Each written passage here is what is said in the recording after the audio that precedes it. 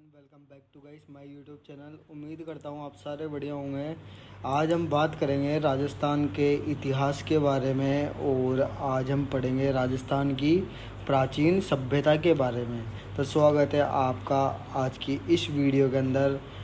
और ये दोस्तों एग्ज़ाम की दृष्टि से काफ़ी ज़्यादा महत्वपूर्ण है और ये लगभग राजस्थान में जितनी भी परीक्षाएं आयोजित होती है तो उनमें राजस्थान की प्राचीन सभ्यता के और प्राचीन इतिहास के बारे में कुछ ना कुछ क्वेश्चंस हमको देखने को ज़रूर मिलते हैं।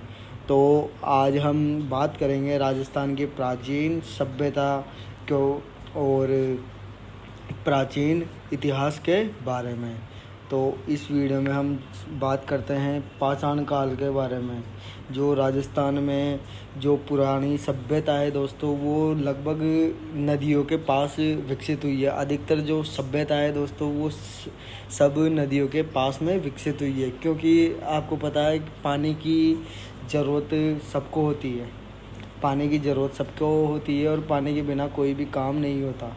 तो जितनी भी जो सभ्यताएं हैं वो दोस्तों हमेशा नदियों किनारे, बनास के किनारे, लूनी नदी के किनारे, तो इनके आसपास के जो इलाके हैं इनके पास में विकसित हुई है। तो हम जो पढ़ेंगे आज पढ़ेंगे पाषाण काल के बारे में। तो पाषाण काल के बारे में है, मतलब जो पाषाण काल वो काल है जो जहाँ पर पत्थरों से निर्मित औजारों का उपयोग किया जाता था। जैसे कि पाषाण काल में हम पढ़ते हैं C.A. हैकेट नाम का कोई आदमी था। उसको जयपुर से और इंद्रगढ़ से, जो कि बूंदी ज़िले में पड़ता है, वहाँ से इसको पाषाण काल पत्थर से बनी कुल्हाड़ी प्राप्त हुई। जो C.K. हैकेट है उसका नाम है, जो C.K. हैकेट है तो उसको पत्थर से बनी कुल्हाड़ी मिली है यहाँ पे। और सेटन कार को ऐसे ही उपकरण झालावाड़ से प्राप्त हुए हैं। ये सेटन कार इसका नाम था, इस बंदे का नाम था। और बी आलचिन को ये इस तरीके के इंस्ट्रूमेंट जालौर ज़िले से प्राप्त हुए हैं। तो ये चीज़ हमें ध्यान रखनी है। C.A. हैकेट को जयपुर और इंद्रगढ़ से कुल्हाड़ी मिली और सेटन कार को ऐसे ही उपकरण झालावाड़ से प्राप्त हुए और बी आलचिन को जालौर से प्राप्त हुए। तो ये प्राचीन सभ्यता के कुछ उत्खनन करता है।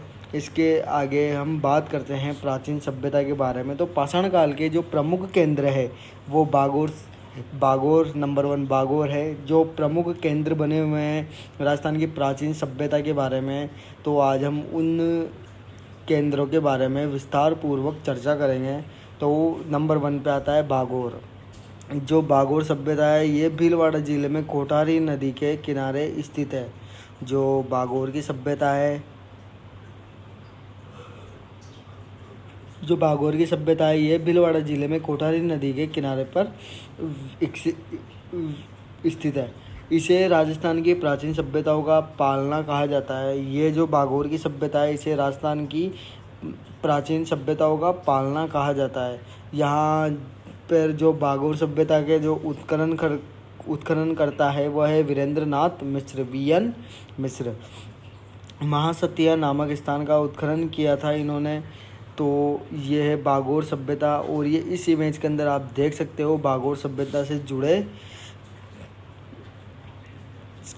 इसके बाद हम बात करते हैं जो बागोर सभ्यता है वहाँ से इनको क्या क्या साक्ष्य प्राप्त हुए हैं।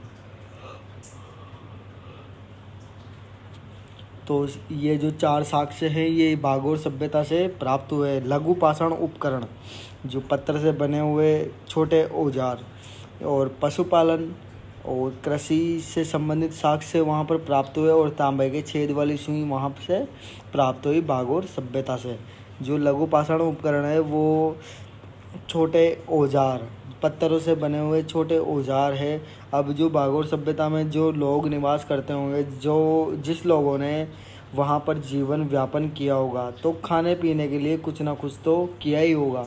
तो वहाँ के जो लोग हैं वो पशुपालन भी करना शुरू कर दिए थे और वो कुछ ना कुछ कृषि से संबंधित कार्य करते थे, चाहे अनाज उगाना कुछ भी जो कृषि से संबंधित है, तो वो सारे के सारे साक्ष्य हमें बागोर सभ्यता से प्राप्त हुए हैं। और एक है यहाँ पे तांबे के छेद वाली सुई, जो तांबे की छेद वाली सुई है वो बागोर सभ्यता से प्राप्त हुई है।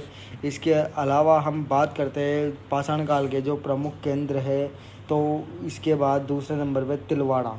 तो तिलवाड़ा के बारे में हम इस वीडियो में चर्चा करते हैं। यह जो तिलवाड़ा जो सभ्यता है ये बाड़मेर ज़िले में लूणी नदी के किनारे पर स्थित है। और जो इसके जो उत्खनन करता है वो वीरेंद्रनाथ मिश्र है। जो यहाँ से साक्ष्य प्राप्त हुए हैं वो है लघु पाषाण उपकरण, पशुपालन उपकरण पशुपालन और अग्निकुंड। यहाँ पर लघु पाषाण जो पत्थरों के छोटे बने हुए औजार है वो यहाँ से प्राप्त हुए हैं तिलवाड़ा सभ्यता से। और जिस तरीके से बागोर सभ्यता से भी लघु पाषाण उपकरण और पशुपालन किया करते थे, वहाँ पे तांबे की सुई मिली है वहाँ पे। और इस तरीके से तिलवाड़ा में अग्निकुंड के साक्ष्य यहाँ से प्राप्त हुए हैं।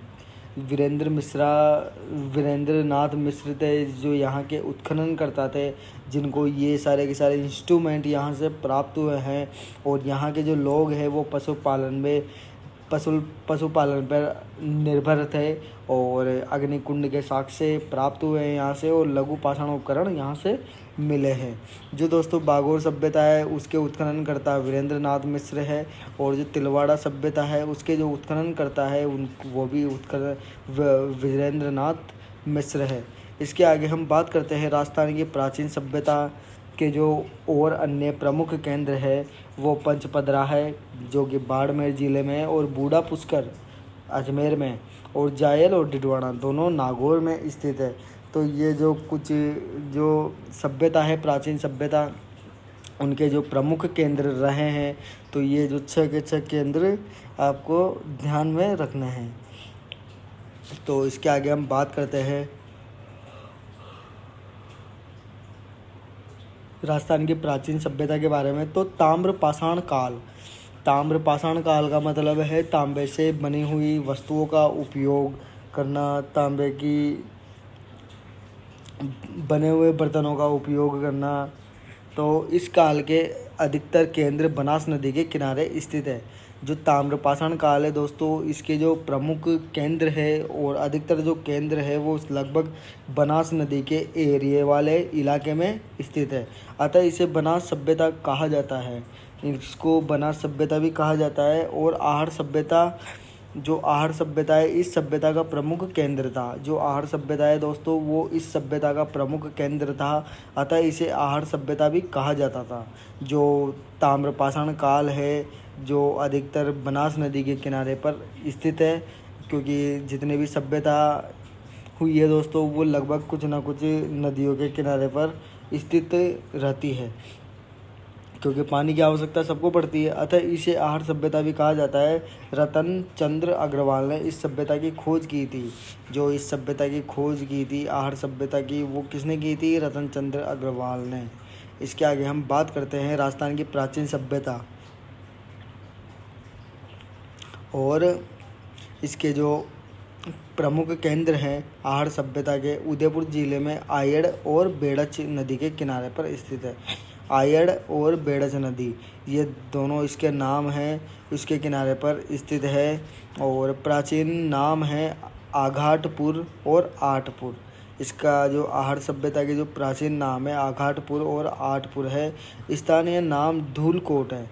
जो इसका स्थानीय नाम है दोस्तों वो धूलकोट है। और जो इसके उत्खनन करता है वो 4 उत्खनन करता है, जिनके नाम हैं अक्षय कीर्ति व्यास, RC अग्रवाल, असमुख धीरज सांखलिया और D वीरेंद्रनाथ मिश्र। तो ये आहड़ सभ्यता के उत्खनन करता है। और यहाँ से इनको क्या क्या साक्ष्य प्राप्त हुए हैं ये चीज़ देख लेते हैं एक बार। तांबे की भट्टी, इस कारण इस सभ्यता को ताम्रवती नगरी कहा जाता है। दोस्तों जो आहड़ सभ्यता थी यहाँ से उत्खननकर्ताओं को तांबे की बनी हुई भट्टी प्राप्त हुई है। और काले लाल मृदभांड, गोरेकोट, 6 चूल्हे, संयुक्त परिवार, सामूहिक भोजन यहाँ से जो आहड़ सभ्यता है वहाँ से 6 चूल्हे प्राप्त हुए हैं, जो कि माना जाता है कि पहले के जो लोग निवास करते थे वो संयुक्त परिवार में सामूहिक भोजन करते थे, और 2 मुंह वाला चूल्हा यहाँ से प्राप्त हुआ है। ये इस चित्र के माध्यम से आप देख सकते हो जो 2 मुंह वाला चूल्हा किस तरीके का रहता है। सिलबट्टा यहाँ से प्राप्त हुआ है। बिना हत्थे का जलपात्र, ये आप देख सकते हो, बिना हत्थे का जलपात्र यहाँ से प्राप्त हुआ है, जो ईरानी सभ्यता की जानकारी बताता है। और अपोलो के चित्र, दोस्तों यहाँ से इसको सही कर लेना, अपोलो के चित्र वाला सिक्का यूनानी सभ्यता की जानकारी मिलती है। और रंगाई छपाई उद्योग, यहाँ मतलब पहले के जो लोग रोजगार के लिए कुछ ना कुछ काम किया करते थे, रंगाई और छपाई के उद्योग भी यहाँ से, उनके भी साक्ष्य यहाँ से प्राप्त हुए हैं। इसके आगे हम बात करते हैं दोस्तों साक्ष्य। यहाँ से जो आहड़ सभ्यता है यहाँ से बाट मिले हैं। बाट मतलब आप जानते होंगे, बाट वजन तौलने वाला, और गेहूँ चावल ज्वार प्राप्त हुए हैं। बेल की मृण मूर्ति यहाँ से प्राप्त हुई है, जिसको बनास का बेल भी कहा जाता है। और पत्थर की नींव, जो पहले के लोग जो मकान का निर्माण करते हैं तो वहाँ पत्थरों की नींव जैसी साक्ष्य यहाँ से प्राप्त हुए हैं। और पहले के लोग जो कच्ची ईंटों का उपयोग करते थे अपना आवास बनाने के लिए, अपना घर बनाने के लिए, ईंटों की मजबूती के लिए क्वार्ट्रज का उपयोग किया जाता था। और शव के साथ आभूषण पुनर्जन्म की जानकारी मिलती है।